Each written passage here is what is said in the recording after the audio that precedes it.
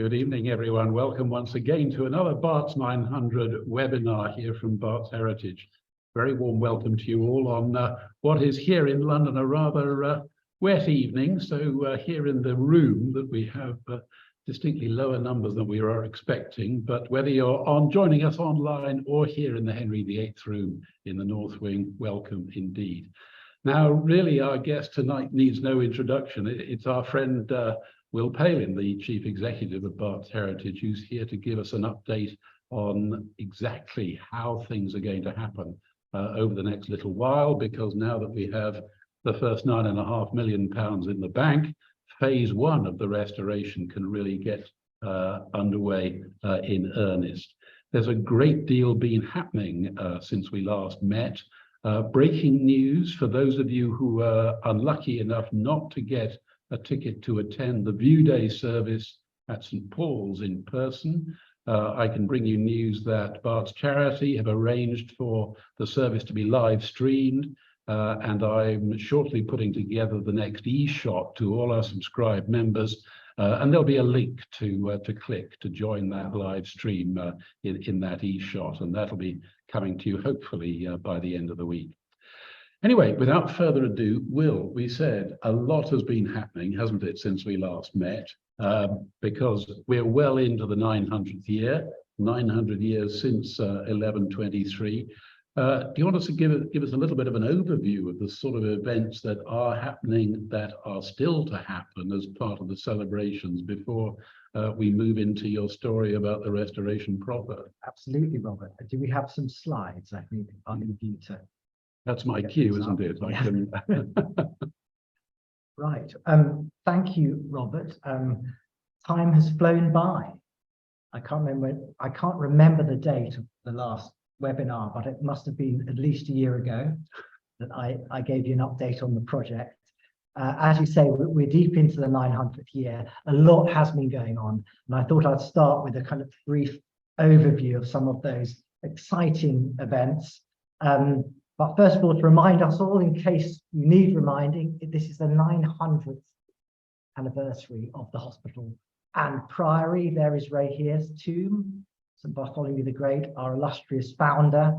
And I've shown this other image a couple of times because it's so curious. I was sent this last year. It's an Italian graphic comic novel on the history of Ray Here. And here he is having his terrifying vision before he left Rome to come back to England, where he's picked up by the winged beast of the apocalypse.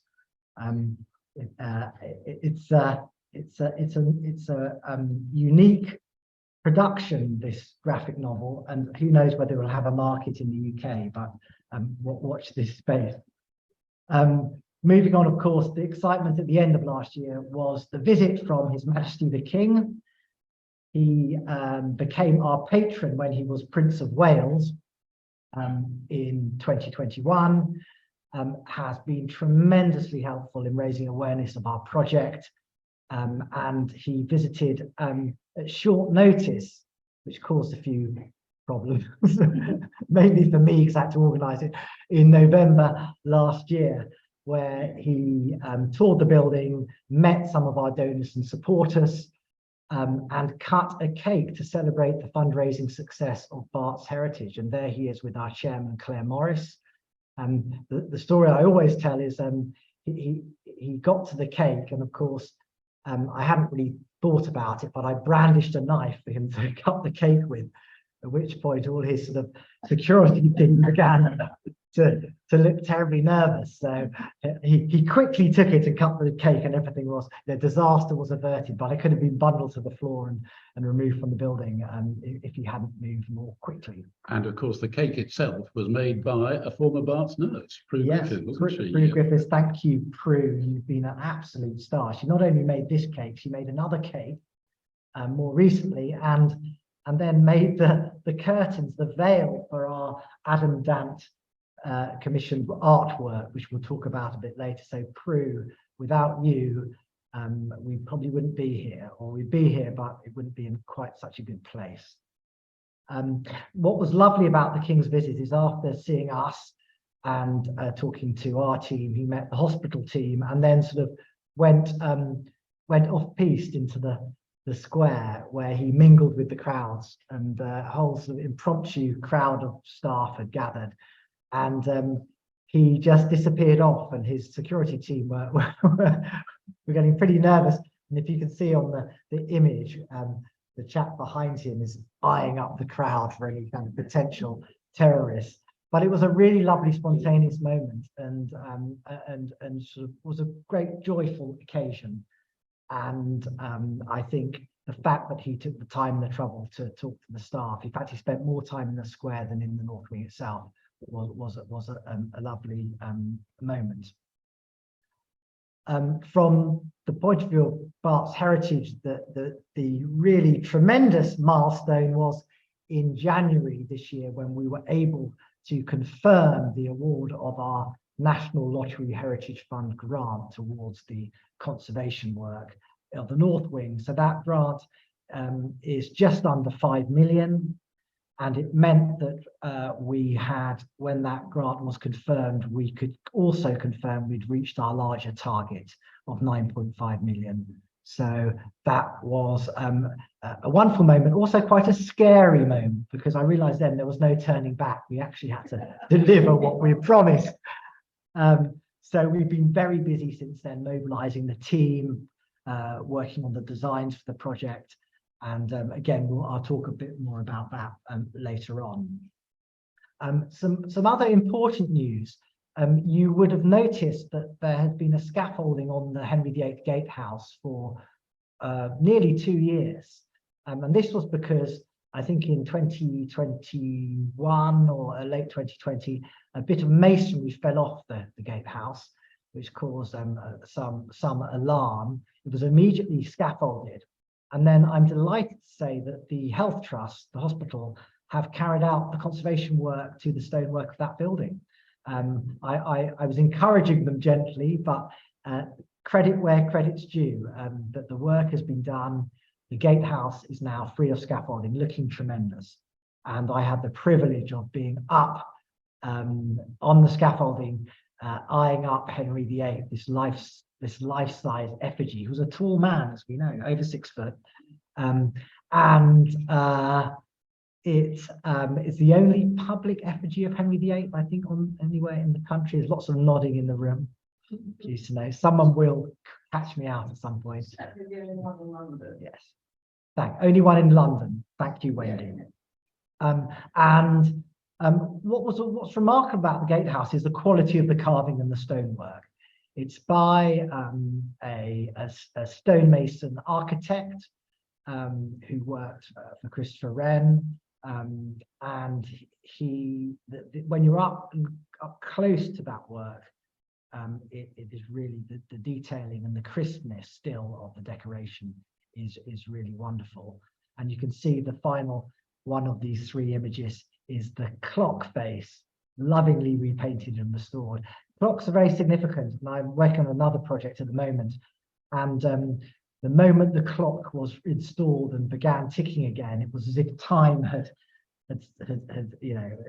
started once more for a building that had been languishing unloved for a while. You mentioned the detail of the stonework, Will. Is that a mark of the material that was used? I mean, we all know that the London atmosphere of years gone by was particularly corrosive. Can you give us a perspective on that? Yes, I mean, as many of you will know, the courtyard, the square, the buildings, including the North Wing, were originally faced in Bath stone, and there's a long story there. But the Bath stone didn't weather well and had to be replaced in the 19th century by Portland stone. But the gatehouse, as far as we know, although it was repaired extensively in the 19th century, was always of Portland stone. And that is, I think, why the crispness of the decoration has survived. Portland stone was introduced to London in the late 17th century. Of course, St Paul's Cathedral is a great showpiece for this white, sort of shocking new building material, but it was very durable, particularly in the London climate. And it's lovely to see that decoration, I said, at first hand on the gatehouse. Other excitements, many of you will already know, we commissioned, as in Barts Heritage commissioned, an artist called Adam Dant, a topographical artist based not far from here at Spitalfields. to produce a 900th artwork. I met Adam a couple of times at Bepe's Greasy Spoon Cafe over the way. And we discussed this commission, and I knew the sort of work he did, and I expected he was going to produce something, you know, sort of A1 size that we could frame up. But it caught his imagination, and I went to his studio, and this is when this photograph was taken back in December.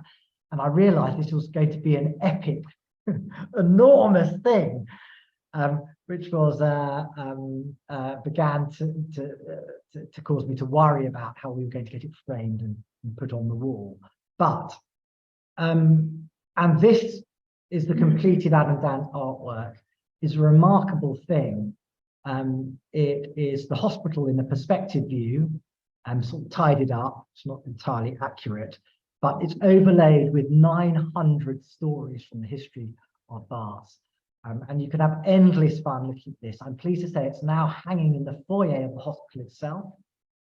And I have been, I've been waiting for Adam to produce the identification key so we can look at it, so you're able to sort of work out exactly what's going on.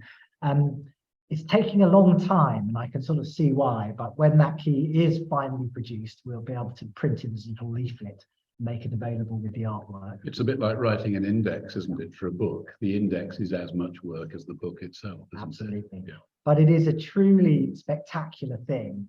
And I do suggest anybody that can get to the hospital to come and see it in situ.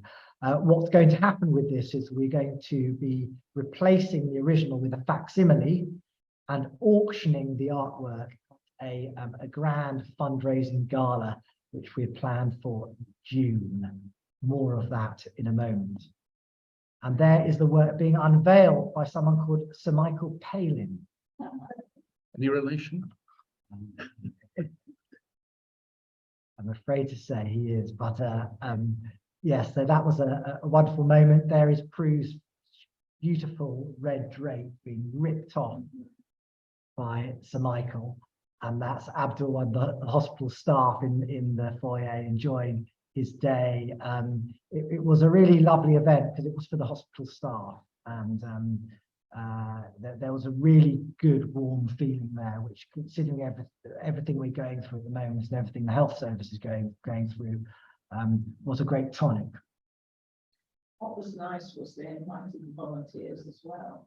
Yeah, so Wendy was saying the volunteers were invited to this event, which I think again helped it. It felt like the people's event rather than full of the great and good and the grandees. Sure. Although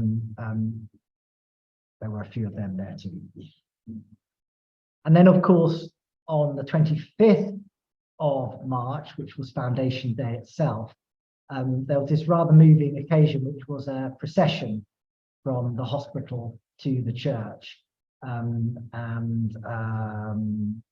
Hymns were sung on the way, and then there was a service in St. Bartholomew the Great Church. And here are just a couple of images from that. And an incredible moment. I mean, it really was. It was quite moving. I was there with my two small children, so I couldn't really easily make them sit through the whole service. But we watched the whole procession, and even they were quite, affected by what they saw. It had a timeless quality, and processing is so important. It goes back to ancient times, and there was a real sense of continuity. It certainly helped to re-establish or continue the link, the 900-year link between the hospital and the priory, didn't it? And it's very important to constantly remind ourselves about that. Although the two institutions were founded separately, they have been intrinsically linked since the foundation. Other news, I'm also delighted to say that a new book, St. Bartholomew's Hospital 900 Years, should be arriving in several boxes in my office later this week. It's a 200-page, fully illustrated book, charting the history from the foundation through to the present day. It's a lovely publication, and each chapter is by a different author. So we have people like Jeremy Musson, who writes for Country Life, doing the 19th century chapter. We have Dan Cruikshank doing the Georgian period, and lots of other contributors. You and Roger, of course, that we've had as another guest here on one of our webinars. You and Roger, who's doing the earliest period.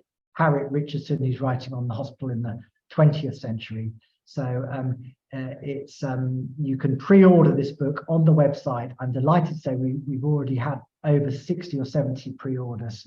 So I'll be there on Friday with my sticky labels and my envelopes, putting them in. Maybe Robert will help me. I think Ali's going to help me. Have you had the training session for the sticky label? No, I'll be breaching all sorts of health and safety guidance, I imagine. How much is it? It is £25 if you're a friend of Barts Heritage, and £35 boo if you're not a friend of Barts Heritage. Moving on. I mentioned that we have a grand feast planned. We're calling it a summer feast because that's what the banquets were called in the 18th century when the governors held them in the governor's banqueting hall, the Great Court, or the Great Hall here at Barts. And we thought long and hard about what kind of event this would be. It needs to raise money, so there'll be a fundraising element to it. But what was the novel attraction going to be? We didn't want it to be like all these fundraising dinners where there's endless auctions and B-list celebrities on the mic and that kind of thing. So what we thought was we would get a very good chef and we would try and recreate the bill of fare from the 18th century. Now, this could be an absolutely terrible idea. But here is the wonderful book in the archive, which lists the menu for the feast held in the Great Hall. And this one actually predates, this is 1722, so this would have been a fundraising event for the building of the North Wing, but they continue right through the 18th century. And I'm pleased to say we've engaged a Michelin star chef from a new restaurant called, you'll all correct me here, but I didn't name the restaurant, St. Barts. And it is in the St. Barts Square development. And his name is Johnny Cowles, I think. And he's going to be coming to the archive, doing some research and producing a menu based on this. But I think it's quite a fun idea. Well, we're all looking forward to our marrow pudding, I'm sure. So tell us. Sorry, I should say the feast is on the 29th of June. It's sold out, but there is a waiting list. So if you're interested, if you go to the website, there's a link to our fundraiser, Magdalene, and she will put you on the list and you might be lucky and get a place. Before you launch into describing the works that we're looking forward to when the heavy lifting starts, I suppose it might be a good idea just to give a brief historical perspective of the hospital's history. Sure. Yeah. Well, I've got a few slides. Many of you had this all before, so we'll whip through them. What we know about the foundation of the hospital, we know about its refoundation by Henry VIII in 1746. The hospital and the priory, of course, were both dissolved. The priory site was sold off. The priory church was partially demolished and became the parish church of St. Bartholomew the Great. The hospital site, however, survived because the king was petitioned by the City of London successfully, and he granted his royal charter for the new hospital and gave the hospital back to the City of London in that year. And here is the beautiful charter window in the Great Hall, which needs quite a lot of conservation work as part of our project. And I'm delighted to say that the League of Nurses are supporting this element of the project. So thank you, League of Nurses, for that. And we'll be giving more information as the project develops on exactly how we're going to deal with the problems of this window. And that's the Royal Charter on the right. This is the hospital as it would have looked like in the first decade of the 18th century, just worth reminding us. We have the first classical interloper, which is the gatehouse I mentioned earlier, designed by Edward Strong, Christopher Wren stonemason. And there it is, wedged in this terrace of 17th century houses. And this was, of course, to herald the grand new development when Barts became a fully classical institution under the design guidance of James Gibbs. Also important to remember, and what I love about this view, is the proximity to the livestock market. It was like cheek by jowl, which explains why the hospital sort of retreats into those courtyards, builds a bit of space between the noisy, dirty world of Smithfield itself. And when James Gibbs finished his great design for the courtyard, it was criticised at the time for not being open to West Smithfield, open to the street, being hidden away. But of course, very good reason for that. And that's indicated by this image. There's the gatehouse. This is pre-restoration, actually, but it just reminds us we've got Henry VIII. We've also got these lovely figures, recumbent figures of lameness and disease by the sculptor Francis Bird, based on the famous figures of melancholy and raving madness from the portico of Bethlehem Hospital, not far from here.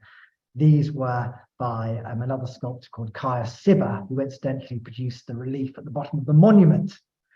So lots of important artistic influences on the early genesis of the classical hospital, and lots of great artists and architects involved in its rebirth.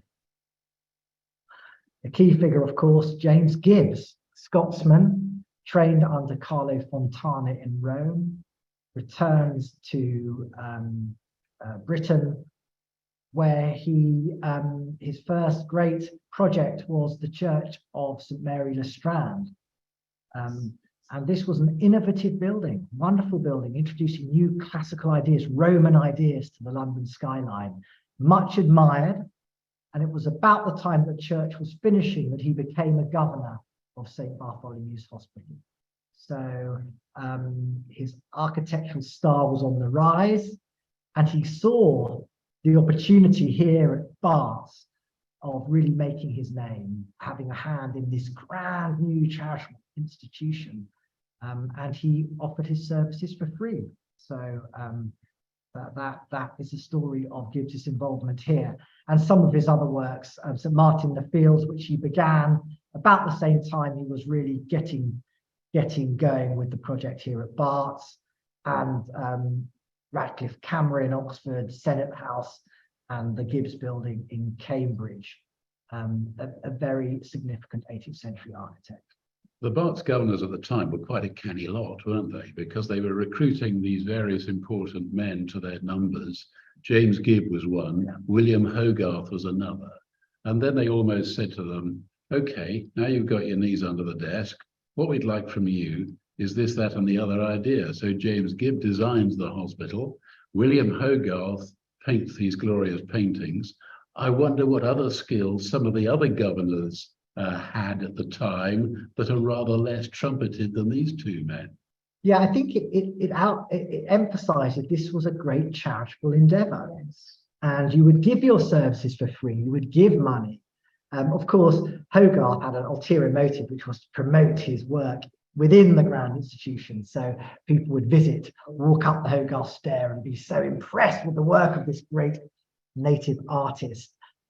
But it was sort of expected. It's what you did. And at the time, this was the golden age of new philanthropic institutions in London, followed by the Foundling Museum and many others. The Royal Hospital at Chelsea predates Barts by 30 years. And then you have the Royal Hospital at Greenwich for men who had served in the Navy and been broken by war at sea. And this was a grateful nation providing them with a home that I have to say was completely inappropriate, because there was about one toilet per building. And these poor old pensioners had to climb stairs and go into long drafty wards. So a lot of these projects were more about a statement sometimes than function. Barts was different, of course, because Gibbs designed this great new square. He came up with this novel idea of 4 independent blocks facing the square, all of a classical design, a restrained sort of Palladian detailing. And 3 of the blocks were to contain wards, and the north wing was to contain the administrative functions of the hospital. The lovely view on the left shows the square with that sort of honey-coloured Bath stone I mentioned earlier, because the hospital, as I said, was originally facing a very different building material procured by a wily entrepreneur called Ralph Allen from Bath, who was a real used car salesman. He managed to get the stone sold to the governors and hospital despite Gibbs warning him that it wasn't suitable for the London climate. Many of you will know that Ralph Allen famously staged a demonstration at Greenwich to demonstrate the durability of Bath stone, where he placed a block of his stone next to a block of Portland stone.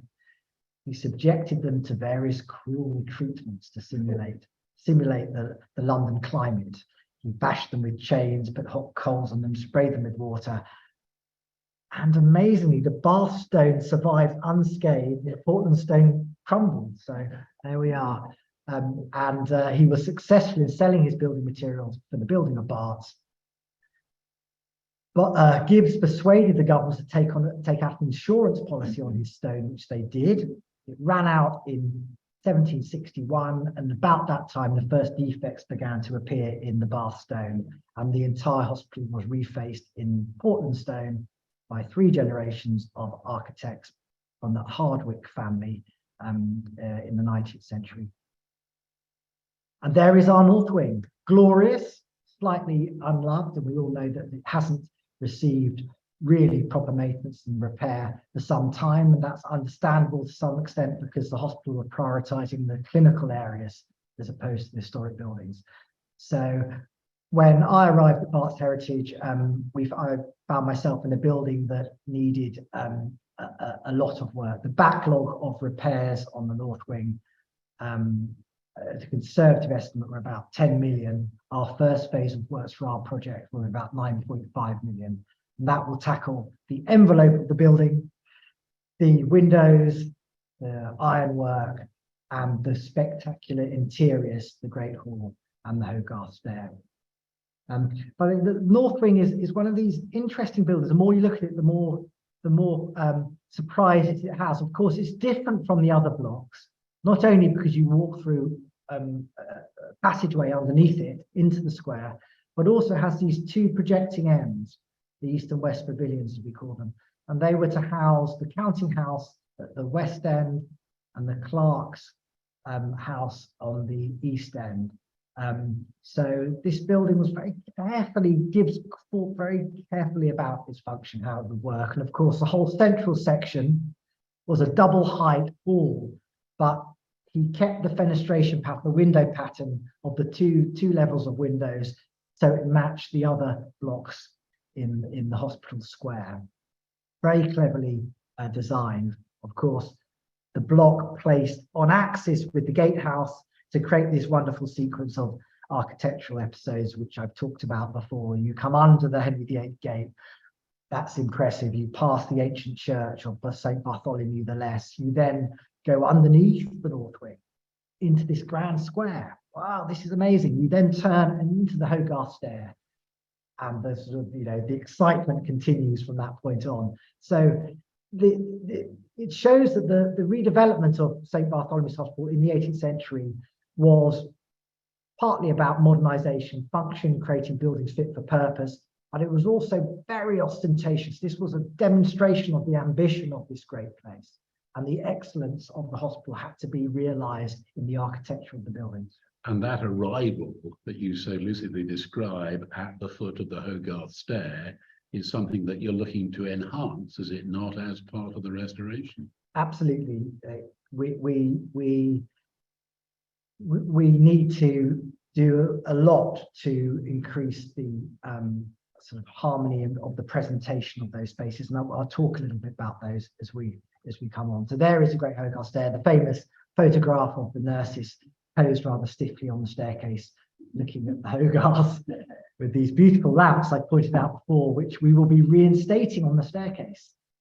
They disappeared at some point in the early 20th century, and they're rather lovely things. And we've got photographs. We think we can do a pretty faithful recreation of those as part of the project. The Hogarth paintings, I'm not going to talk about them now, but they are remarkable. They are our great treasures, and they've received a lot of attention in the press in recent weeks. They've become the sort of almost the shop window for the Barts restoration project, and they are remarkable. They are unique. They are very little known, and they've captured the public imagination. So we need to be very careful in our project to make sure that the work we do to these paintings is appropriate. The canvases are in a fairly good condition. They need a good clean, they need localized conservation, and they need representation. There's no point spending millions on conserving a work of art if you can't light it and present it properly. So we are looking at ways in which we can bring the Hogarth stair to life. And again, I will talk about that a little bit later.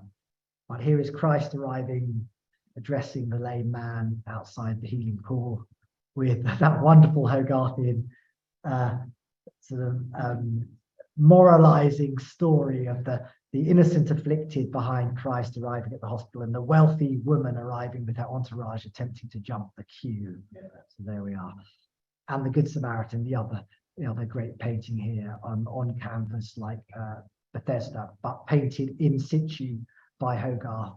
Bethesda was painted off site and brought in. So, Robert, that takes us to our project. So I suppose the question that everybody is asking, well, they're certainly asking me, and I suspect they're probably asking you. We're 9.5 million in, so phase one money, can I emphasize the phase? So when do we close for business? And what's the pattern going to look like from then on? Because one of the things that is terribly important, isn't it, is allowing people access to view the work as it takes place, a model that you use with such success down at Greenwich in restoring the painted hall at the old Royal Naval College. So give us a flavour of that, if you will. Yes, so we are due to start mobilising in July this year. So the scaffolding will probably start going up at the end of that month. The building will be closed effectively from the 10th of July. So we will be relocating some of the existing functions elsewhere. And we will be beginning the enabling work ahead of the contractor being on site in earnest in September. So there'll be things like asbestos removal, scaffold being constructed inside and outside the building. It's quite a big project, and it will require a certain degree of mobilization work. So that will all begin in July. And just to give you an idea of the journey, this is phase one. This tackles the most important stuff in the north wing, enables the building to reopen with public access, with the splendid interiors gloriously restored. But there is a potential phase two, which will deal with the archives, the museum, and a more thorough restoration of the gatehouse too. So we need to keep the momentum going, and the sort of fundraising success we've had, that needs to continue. And it's very hard to send those messages out when you've hit your target. That's great, but we need to keep going because there's a lot of work that will need to be done over the next decade to make sure that the building is completely, perfectly. But in fairness, our donors and our partner organizations are already continuing to be very generous indeed, aren't they? So I think the message is getting out there that, yes, it's the end of the beginning, to paraphrase Churchill, and there's a great deal still to be done. Yeah, I think what starting a project like this does is it gives everyone confidence. Say, well, we've actually got to the point after all these years while we're repairing the building. And that confidence brings with it additional support, and people want to be involved in successful projects. Hopefully this is successful, and hopefully many of our funders will want to continue that journey with us. So the first phase will complete in early 2025. And just to recap, the building will be open to the public properly for the first time ever. So there'll be 3 or 4 days a week where there'll be full public access to the Hogarth Stair and the Great Hall. As you know, currently you can either, unless you book a tour with the city guides, the only glimpse you get of the Hogarth Stair is from the back of the museum through that little cordoned off area. That will all change. And there will also be a whole range of activities that will happen in the Great Hall, and more of those in a moment. So here's a reminder of the parts of the building that our project will be covering. We have the main hall itself, that area shaded sort of orange in the center. We have the Hogarth staircase. We have the wellbeing hub area, which is the area shaded blue, which will continue to provide support for staff in the hospital, a place where they can come, enjoy the beautiful interiors, get away from the clinical environment, and that well-being element to the North Wing, which we started during the pandemic, will continue into the future. Just briefly, we've had a question come in from our online audience. Does phase 1 include the work necessary to the roof? I think it goes without saying that. Yeah, I should have mentioned the roof. Yeah, the roof is quite a large chunk of that money, as you can imagine. The roof is interesting, and I've got a few slides of the current roof at the moment, but it was recovered in copper in the post-war period very well. The original slates were reused, most of them. They were turned sort of 90 degrees and reused. But it needs a complete overhaul. The main problem we've had with the North Wing is water getting into the building, and that is bad news. A lot of the problems we have are very visible. A lot of the problems we have here are not visible. I'm looking in the audience. There's a leading structural engineer here who I'm sure would understand exactly what I'm saying, that there is stuff under the surface here which needs to be looked at and addressed. And we've done as much opening up work as we can feasibly do at this stage, so there are hopefully as fewer surprises than we'd ordinarily have. And here is just a few images from some of the work we did early on in the Great Hall. We did an extensive report on the Hogarth paintings, which I've talked about before. Here is our Italian conservator doing some holding repairs to the corner of the Great Hall that has suffered the most serious water damage. Surveys, X-rays, ultraviolet. I sometimes think of the Hogarth paintings as a patient in the hospital. They've been subjected to every kind of investigative treatment, some of it rather intrusive. But the idea is that we can then decide on how we're going to treat the paintings and how we're going to ensure they're in good health on into the future. Visible damage, we've seen slides like this before. Here is the roof. The copper, it was really probably the end of its useful life, probably about 20 years ago. Copper can be attacked by algae and can degrade, and also the copper sheets are quite narrow, so there's lots of joins, and that was probably because, you know, partly because copper was post-war austerity material. They couldn't use lead, so they used the copper and did as they did a very good job, but it should have really been replaced some time ago. We're going to be completely re-roofing the copper areas in very thick lead, which will last a lot longer, but it is heavier, it is thicker, and it brings with its own challenges. So our design team are working out how the roof is going to function. Roofs are very complicated. Getting rid and discharging of water is complicated. You need to have the right falls, the right gravitational encouragement for the water to leave the building.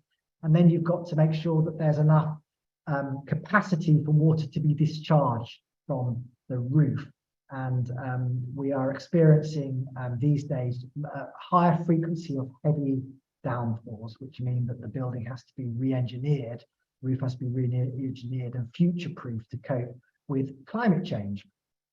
And presumably with the heavier mass of the roof, with the new lead, then that's yet more work for the structural engineering team. yeah, we need to do a lot of work to ensure that the timber structure around the periphery of the roof can support the new lead. And here's some exciting things we've been doing more recently, and I have to keep an eye on time because we're getting close to it. Here is Patrick Beatty, our historic paint expert. Now, we know that the hall was originally decorated in an olive green background colour, and I've always been intrigued by this.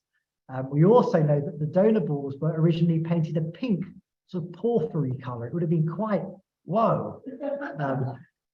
The boards were repainted in the 19th century. We've got no intention of changing the colour of the donor boards.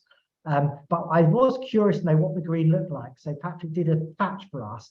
It's rather striking, but I think we all agree that probably it would be a little bit too overwhelming were it to cover the whole surface of the walls. And then we have the problem of the ceiling, which won't be in green. So that will be different, and it might all end up looking a bit like a dog's dinner. So Patrick has also painted a version of the current stone colour, which is much flatter and much greyer. It looks just lovely, a bit more sumptuous. The current colour is a bit sort of yellowy, and I think that'll probably be near the colour that we choose for the background.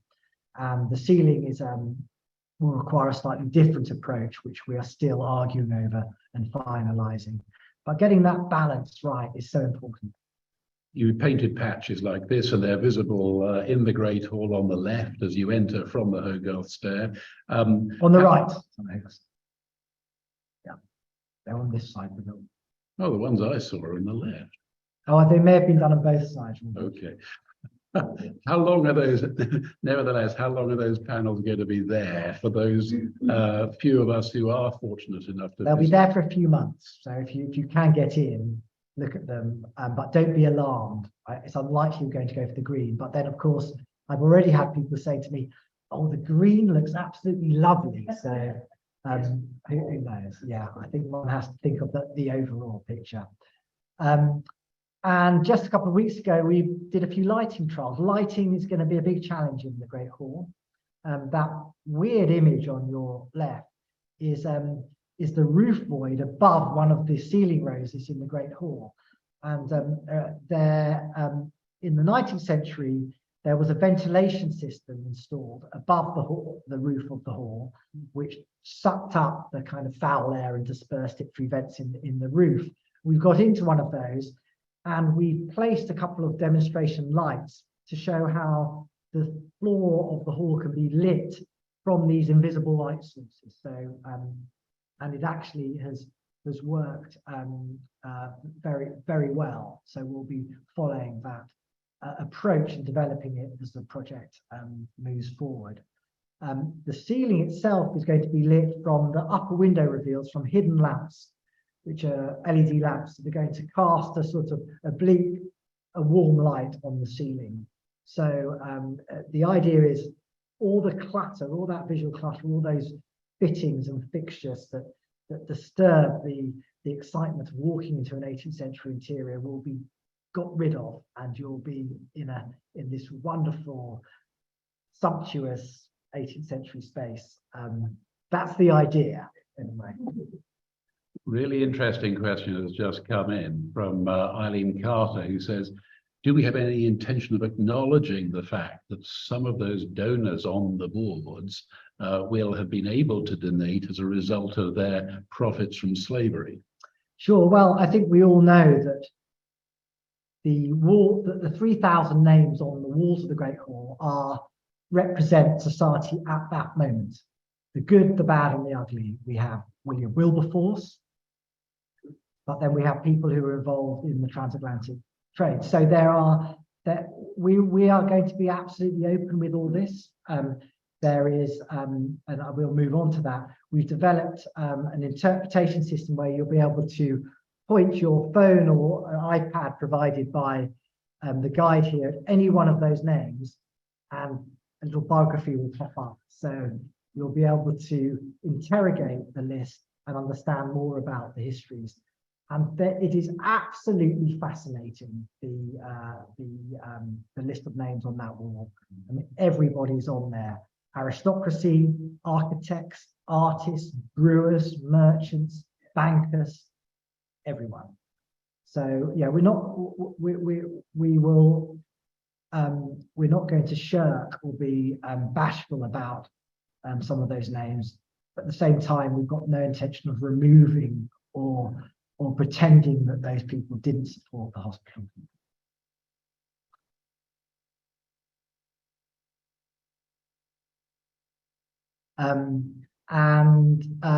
Moving on to interpretation. Interpretation is a fancy word you use in projects, which is basically about visitor information. So how are we going to bring the place to life?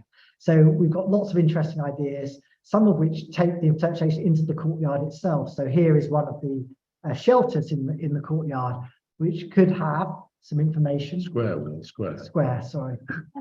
It's a courtyard, but it's called the square. People who are sitting on these benches can look at the North Wing and understand some of the stories about it.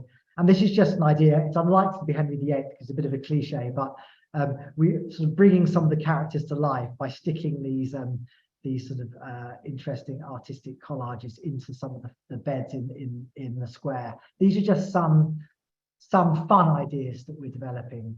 And then in the building itself, we'll be providing lots of information. There'll be lots of different ways to get the information. You can take a multimedia guide with an audio guide and walk around, do things your own way. There'll be physical interpretation. There'll be boards and little bats you can take round. Some people prefer that.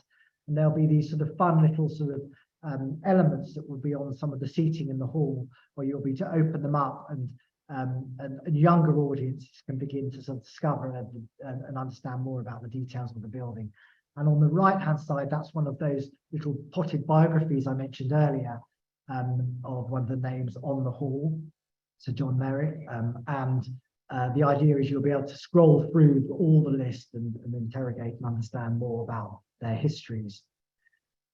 And here are some of those bats or physical interpretation sheets that you'll be able to get when you're in the building on the Hogarth stair. Robert, you mentioned open access conservation. We'll be starting our tours probably towards the beginning of next year. You'll be able to book a place, come to site, put on a hard hat, climb the scaffolding, and look at the conservation work in action, which was something we've always been absolutely adamant that we are going to deliver. And this was the project, Rob, you mentioned at Greenwich at the Painted Hall, where we had 90,000 visitors up the scaffolding to look at that project. And presumably that will generate revenue, which we can then feed into the ongoing cost of the project. That's the idea, just to provide a little bit of extra income during that dead time for the building. Health and well-being, we talked about. We're going to have an innovative program of activities for hospital staff, visitors, patients, to really explore the links between health and heritage and how we might use this building in a really positive way at the heart of a busy working hospital. Question come in, will there be any blinds at the windows? Also, will the lead be marked rather like the lead on a church roof? Yeah, interesting. There will be blinds on the windows. The windows in the Great Hall, the Great Hall is slightly less sensitive to light. So we will have blinds in the upper story windows, and we will have fixed mesh blinds, which are quite interesting. We use them at Greenwich to great success. They're removable. They fit within the window reveals. And they just take out some of the natural light and a bit of the UV, but you can see outside. So rather than having to pull down a blind, you can't then see the courtyard, you can appreciate the views out of the building. And they will also be employed in the Hogarth staircase. The difference with the Hogarth staircase, we will also be applying UV film to the window panes because the Hogarth paintings are much more sensitive. So we have thought a lot about the blinds, and we'll be using a sort of mixed, a mixed selection of things to put on the windows. I suspect a lot of people will be looking forward to having clean windows in the Great Hall for the first time in many a long year, will they not? Yeah, it might be a bit of a shock when the windows are clean. Yes, and the other question about the lead. If anybody manages to steal the lead from the roof of St. Bartholomew's Hospital, I'd almost say to them, well, you know, fair enough. Goodness knows how they would do it. It's not a remote church. We don't have the same problems in terms of surveillance and access. So it's unlikely we'll be marking the lead, but it doesn't mean we're complacent about the situation there. But because it's a 24-hour site, I would say it's unlikely that someone would attempt a lead theft. That's good news. We've got an ancillary question. I suspect it's coming from a member of the League of Nurses who asks, who makes the point that when they have their league AGMs in the autumn, it's difficult to see the screen during talks. But of course, you've got some great ideas about AV presentation anyway in the Great Hall as part of future events, haven't you? Yeah, it'll be transformed as an event space. But in a way that doesn't transform the architecture and the art from the 18th to the 20th century. So the great thing about technology now, there's wireless, there's lots of clever ways in which you can introduce audio and visual aids into a building such as this. We've done extensive tests with the sound system, which I think will be very effective. And there will be an AV provision, which will ensure that when you next go to a League of Nurses AGM in the Great Hall, you'll be able to see the screen perfectly. I'm making all sorts of rods for my own back at the moment, so I just hope that we'll be able to deliver these things. We mentioned heritage and health and well-being. A reminder that there will be full public access to the building. When we opened for open house in 2021 after the pandemic, we had 2,000 people in the building that one day. It's overwhelming. It shows what an interest there is in this hidden treasure. And we really hope that this will become a new cultural attraction within the City Culture Mile. Here's the clinical teams, one of the anaesthetists working with his trainees with the collection here, and some of our pilot projects with the public looking at health and heritage. And of course, the cultural programme will continue too. The City Music Foundation partnership has been very successful so far. We've spoken about the costs and timescales. This slide is slightly out of date because that 60K gap has now been filled, and we are, as I said, ready to go with the project. Another photograph of me with the then Prince of Wales, just so my family can be impressed.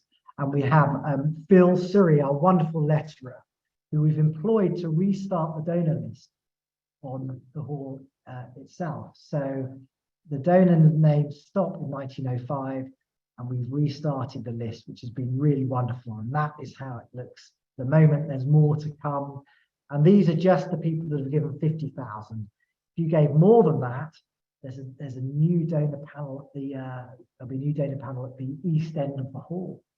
So the tradition will continue. It's been very popular and a lovely way to recognise and celebrate the support we've had. And you can see the Guild of the Royal Hospital of St. Bartholomew on there too. So thank you to all our supporters. And I know that these are major givers, but people all over the world with Barts connections or with an affection for Barts have given, and sometimes it's been £5, sometimes it's been £100. All of it has been absolutely crucial to get us where we are. So thank you. It's fantastic, isn't it? We talk about the wider Barts community so much, particularly nursing and medical alumni, and you make the point all over the world. I'm certainly in touch with alumni on the 5 continents, and despite the fact that they left Barts 30, 40, 50 years ago, their loyalty to the old place and their interest in the work that you and the team are doing here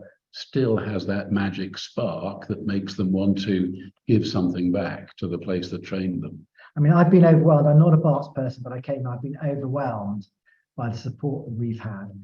And it's been very moving, actually. The emails and the messages of support that I've been getting, some of them through the friends, And it's a reminder that we've got something very precious here. We need to look after it. And the pressure is on to make sure that we do things properly. So I'm leaving no stone unturned. And the project team we've assembled to do this project is the very best. I can reassure everyone on that. Excellent. Will, thank you so much. I suppose it's time we could finish. Okay, a question from what I probably guess is a rather specialist perspective regarding the overview of the ventilation and heating requirements of the hall. It's a very good question. There's lots of talk at the moment about historic buildings and how you can make them more efficient. The first thing I would say is that this building has stood for 300 years. Its embodied carbon is still here.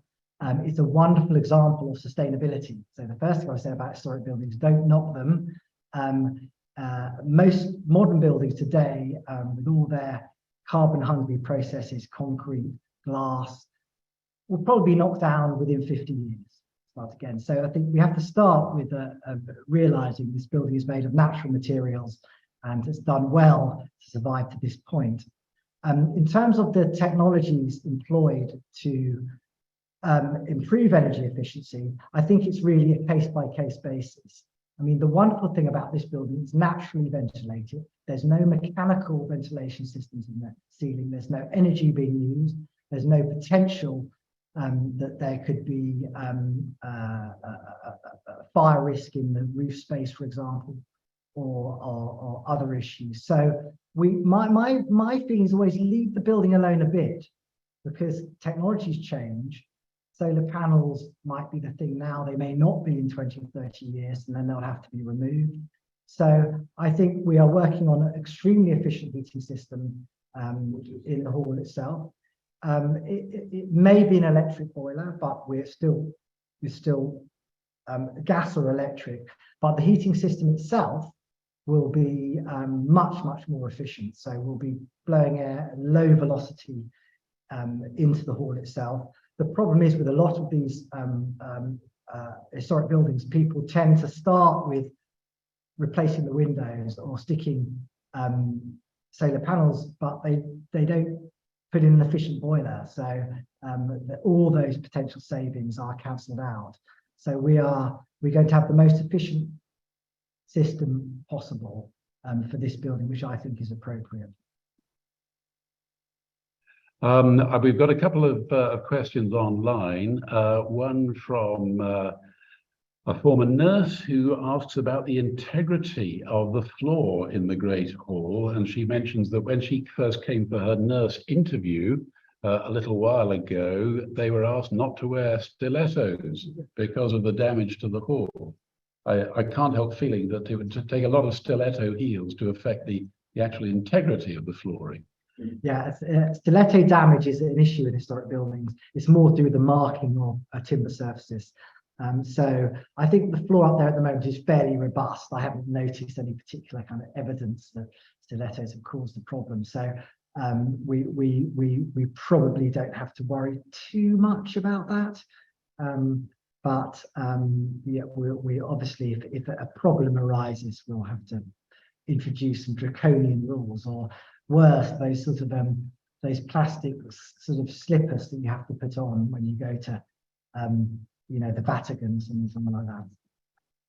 Now here's somebody who I suspect has a detailed knowledge of the building and its former existence, because she asks, what are the plans for the basement of the north wing, as well as the old consultant coat lockers and indeed the loos? I'm pleased to say that the old consultant coat lockers and loos are going to be left absolutely untouched by our project. No, we're not doing a lot to the basement. We're putting in a new plant room. We will be removing asbestos, but we're not doing a lot to the basement areas. That will come under a subsequent phase of works. Yes. Good.